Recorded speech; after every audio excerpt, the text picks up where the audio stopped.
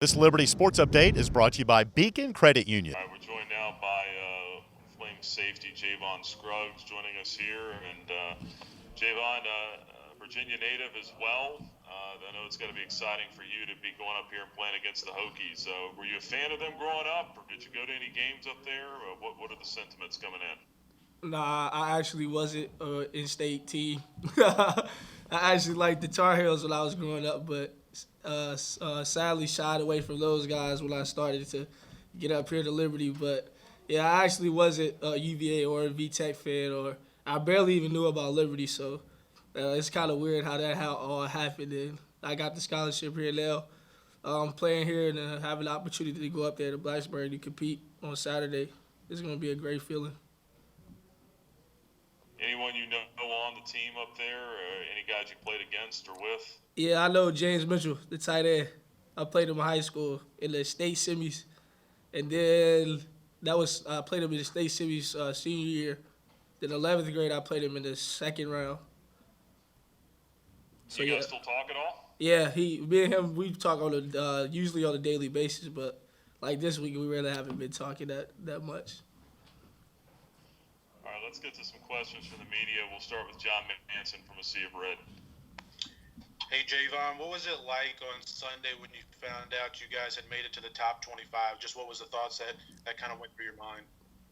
I had to look it up on the internet first. I had to see the number beside our name on the ESPN and all that. So, but after I saw that, it was like, oh, this is a real like what an opportunity that we have to just climb the ranks. I'm not really settled in on it 25. I want to go higher. So obviously we can't let that little number right beside our name affect how we go out there and play or how we go out there to practice and prepare for the rest of the week. So that was a big blessing, but I want to go higher. Next, let's go to David de Guzman from FXR Roanoke, and then we'll go to Damien. Hey Javon, obviously when people talk about in-state rivalries, obviously the one that comes to mind is UVA and Virginia Tech. But you guys have had the opportunity to play both schools now. I mean, Saturday will mark that playing Virginia Tech. So do you feel like this is a huge opportunity, especially considering your record and now that you're ranked? This is a big opportunity for you guys to say, guys, we're here too. Liberty football is legit Commonwealth program.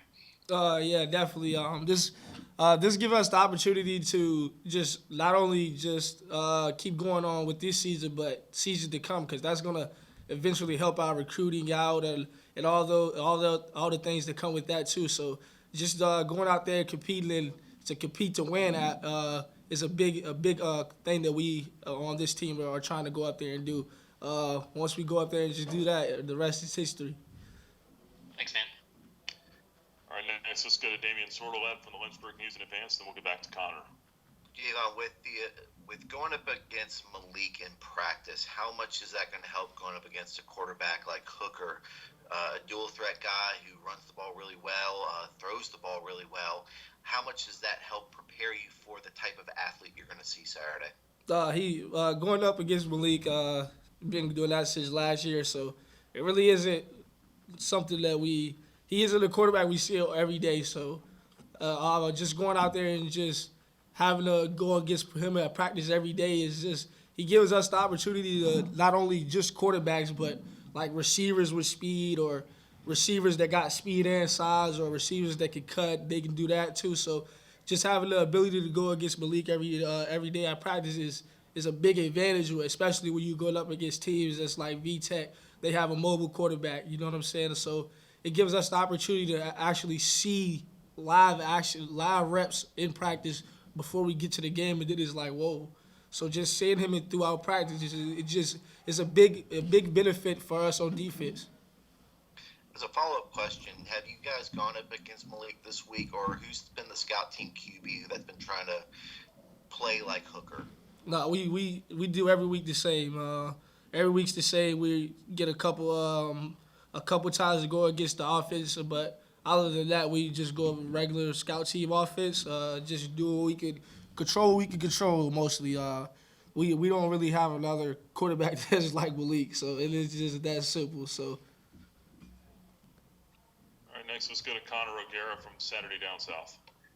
When Malik first got there, he comes from Auburn, he's doing scout team stuff. He's obviously got a red shirt. What kind of things would he do to sort of make himself kind of fit in with this team? What were some of the things that he, went out of his way to make sure that, he wasn't just the guy who was kind of isolated from everyone else and he was actually part of the team? He got his extra work in because he knew that with the season that he had to set out last year, that was his time to get better. It wasn't a time for him to have a setback because he just coming off a setback. So obviously he's gonna go out there and work and trying to get better. He's trying not to just get himself better, but the other guys that's actually playing, he's trying to get those guys better too. The guys that's actually gonna probably leave that, like Tonio, all those guys, he actually was trying to get those guys better too. So just that leadership role that he just brought in, and everybody knew from day one that he was gonna be the guy. Hey, Javon, how much did the extra week of practice help, especially with having the day off on Tuesday for Election Day and just being able to get an extra look at them, watch them play a game against Louisville? I mean, how much did that help you guys? It helped out a lot actually. It's more of a mental thing to get so you can actually see plays and diagnose plays. Having that extra week really gives you more time to actually diagnose plays and just recognize a lot more than what you would do if you only had like 3 or 4 days. I mean, you talk about diagnosing plays and tendencies, and I feel like that's something that's going to be big here this week because you can't just key in on Herbert or Blackshear because you got Hooker that can hurt you with the +1 runs as well.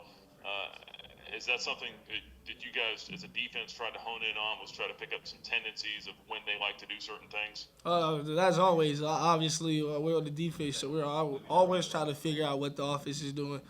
But this week, obviously, we have a mobile quarterback, so we obviously have to make sure we're taking our pursuit angles and all those type of things, right, from the front end to the back end.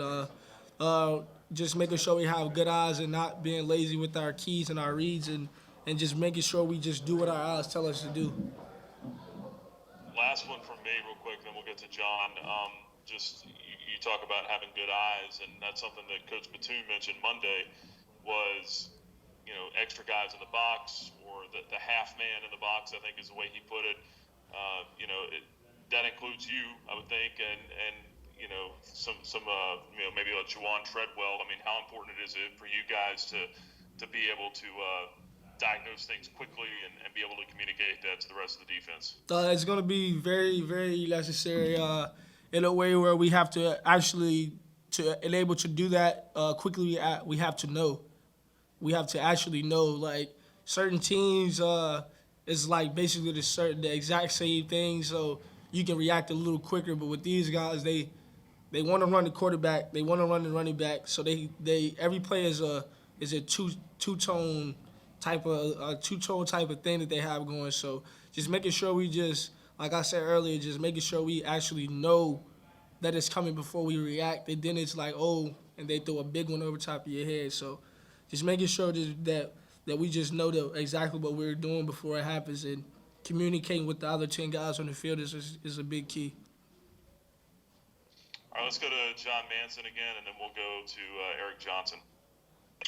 What was it like having the day off yesterday? Kind of different, unique in the middle of a season, in the middle of a game week. Did you guys do anything, together that was, special or unique? No, we still had class, so it wasn't a day off. It was a day off of football practice, but like not a day off totally where you could just stay at home and just relax. But nah, me, Ben, and Treadwell, and a couple other guys, we came up here and got some film in around 12 p.m. yesterday.